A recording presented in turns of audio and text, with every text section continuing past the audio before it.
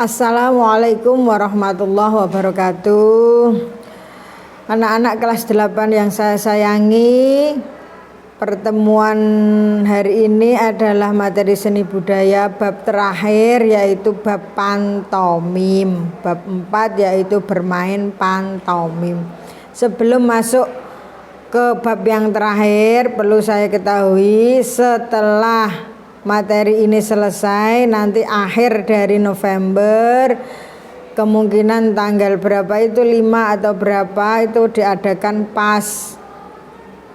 PAS itu apa? Ulangan akhir semester, UAS atau PAS. Pokoknya semesteran gasal itu loh yang mengerjakan soal.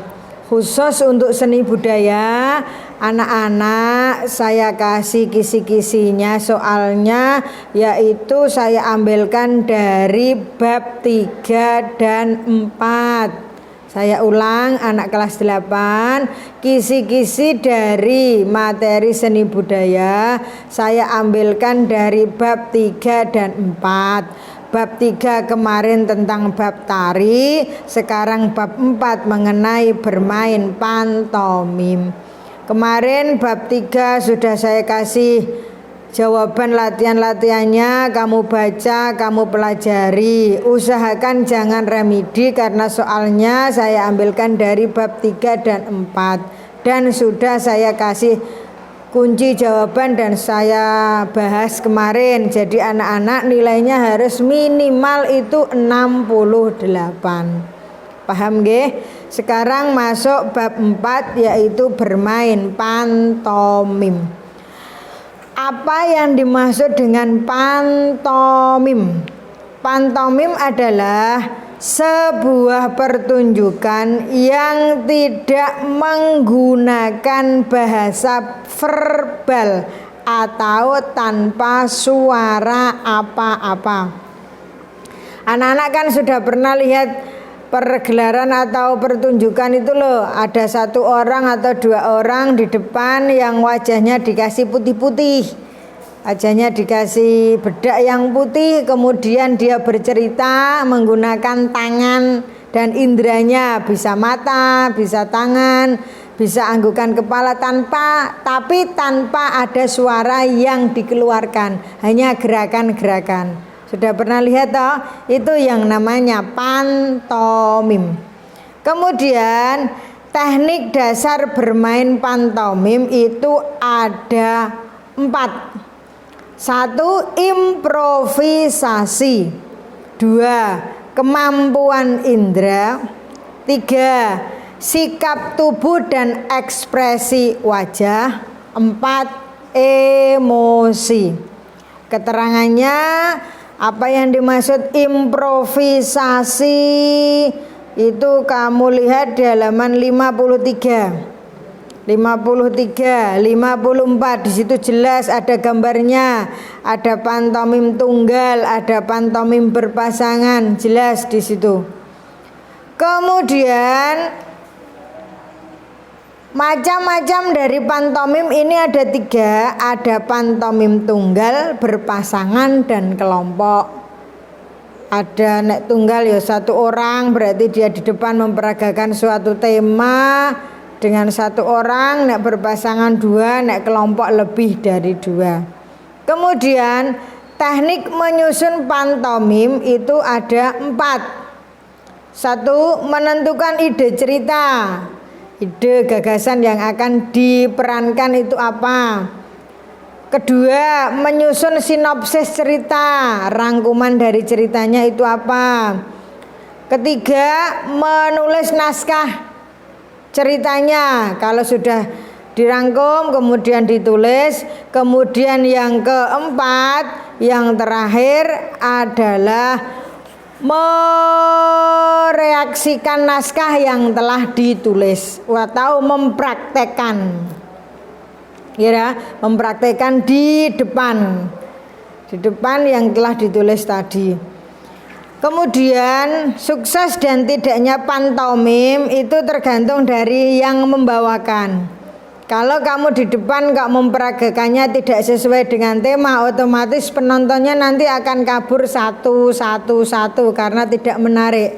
Tapi kalau kamu sesuai dengan ide ataupun gagasan cerita yang kamu bawakan, nanti otomatis penonton itu satu pasti tertawa, yang kedua diberikan tepuk tangan yang meriah. Itu adalah kunci suksesnya pantomim berada di depan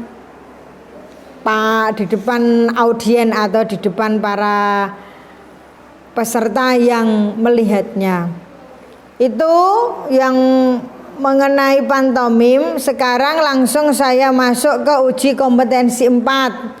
Ini tak kasih kunci jawabannya. LKS-nya dibuka halaman 57. Kamu bawa pulpen, kamu bunderi, nanti buat ulangan akhir semester. Nggih, ulangan akhir semester atau semesteran. Halaman 57. Nomor 1, tujuan pemain pantomim. Tujuannya apa? Yaitu nomor 1 isinya D, menciptakan sesuatu yang tidak ada menjadi ada. Nomor 2, melakukan gerakan secara tiba-tiba dan bukan merupakan bagian dari peran yang dipersiapkan dalam pementasan pantomim, disebut B, improvisasi. Nomor 3, melakukan latihan untuk gerak spontanitas agar akting yang dilakukan tidak berkesan dibuat-buat adalah tujuan dari A, improvisasi. 4, bagian terpenting dari biasanya terletak pada bagian atas naskah pantomim, disebut isinya A, judul.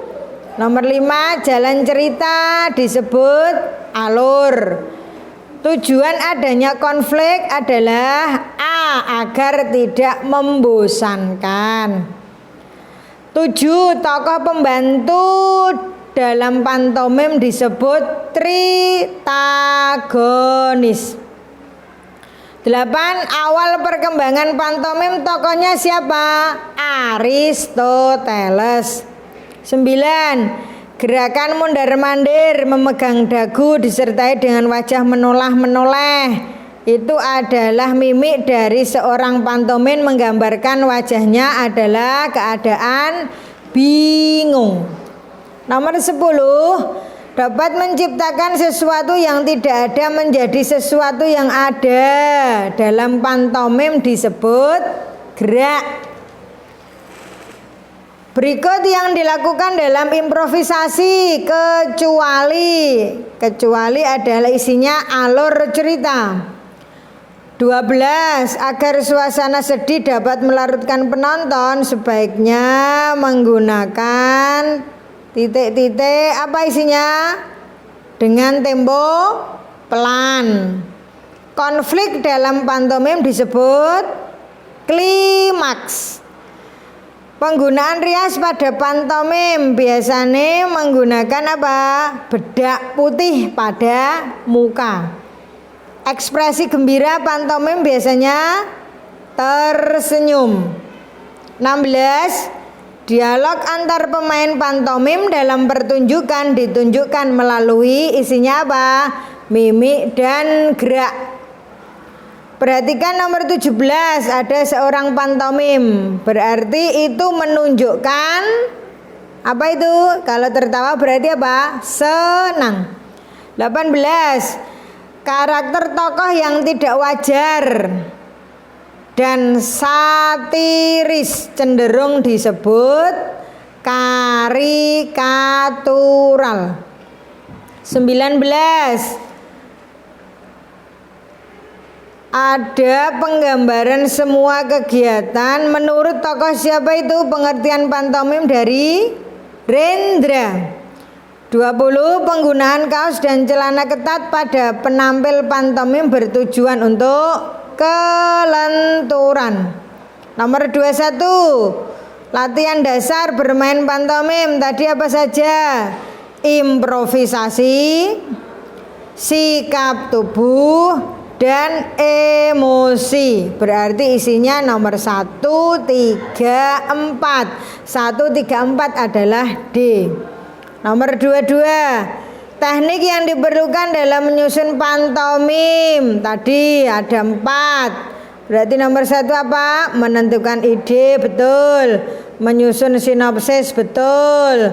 Kemudian ditambah dengan memulai menulis naskah drama. Berarti isinya 1, 2, 4. Berarti isinya B. Di situ ada keterangan Leoni menyaksikan pantomim yang bercerita tentang perjalanan ke sekolah.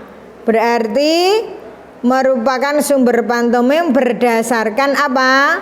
Aktivitas manusia dari bangun pagi, isinya D. 24 isinya B, kemampuan indera.